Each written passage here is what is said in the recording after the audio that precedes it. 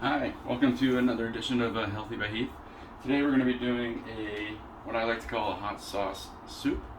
I know there's other names. Some people would call something like this a tortilla soup, but I pretty much make my hot sauce and then I'll put that away, and then with the same thing I make the hot sauce with is what I'll make the soup with. So, and just to kind of show you all the ingredients that we use, we have the cilantro, everything I've already pre-washed, soaked and washed.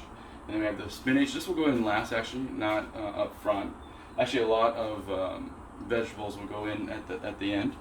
And I'm gonna go ahead and chop up a yam.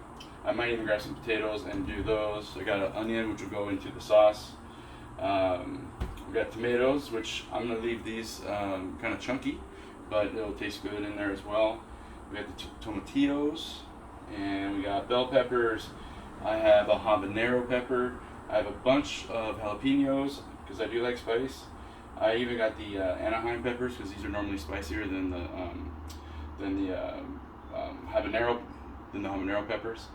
And then I got the ghost peppers as well. So I'm gonna go really spicy with the hot sauce, and then throw that in there. And then what I'm gonna do is I use about 5 cups of water as the base, and I'll probably do just maybe about 3 to 5 cups of white vinegar as well, to give it a nice flavoring.